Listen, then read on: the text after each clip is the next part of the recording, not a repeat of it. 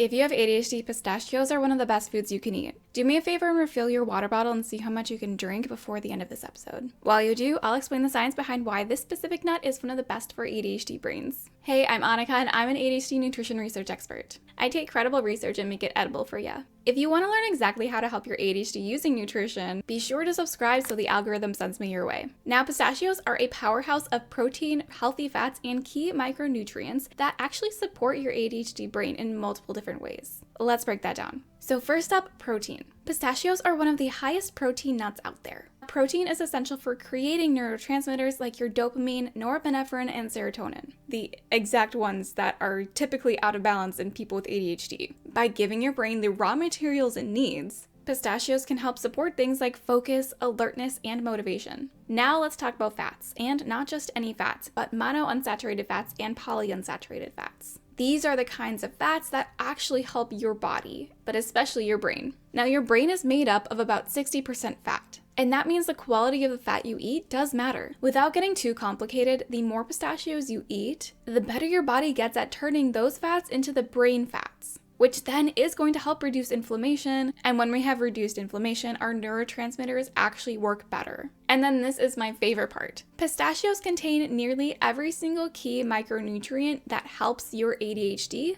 like magnesium, B6, and zinc. If you've bought my 6-part bundle on what to eat, why to eat it, and how to actually eat to support your ADHD using real nutrition science, you already know this. And if you haven't gotten it yet, you should, and I'll have the link in my description. Real quick though, for example, vitamin B6 is the most important micronutrient in the creation of dopamine. Without enough of it, your brain literally cannot make more dopamine. It doesn't matter if you're eating enough protein, your brain cannot make the dopamine. And again, it has all those other micronutrients that are critical for ADHD as well, which makes it, honestly, in my opinion, the best nut for ADHD. So how can you eat pistachios without making it more complicated? Well, duh, you can just eat it straight out of the bag. But if you want to get fancy, you can throw it into some yogurt or some stir fry like a peanut sauce, but make it a pistachio sauce, or you can make it into a pesto. Sometimes I will make a pistachio crusted salmon, and that tastes pretty good.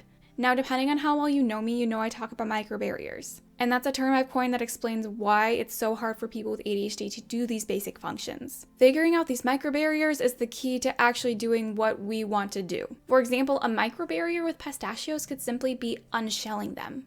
For a neurotypical, that is easy, and it is just like, why is that an issue for you? I mean, I've talked to my husband about this, and he's like, Annika, you just have to take it out of the shell. Like, you just have to.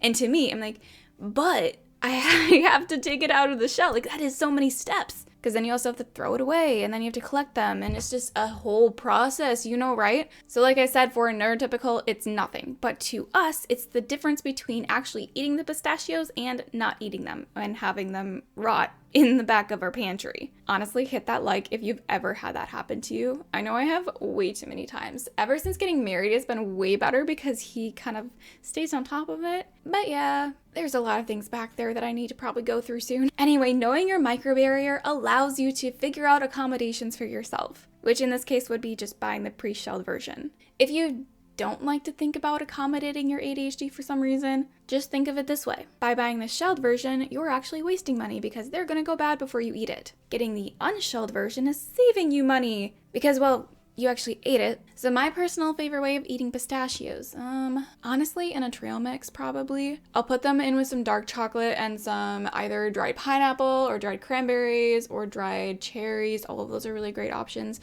For me, one of my cravings is sweet. I know for a lot of people it's that crunch or that salt. It honestly does merge all that together now that I think about it.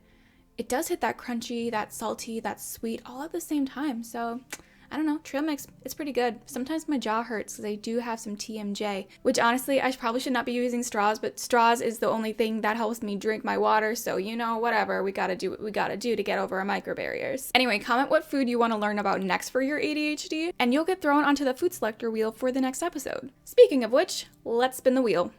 We're gonna spin the wheel of foods and see what we're gonna talk about next, and it's gonna be ginger. Nice.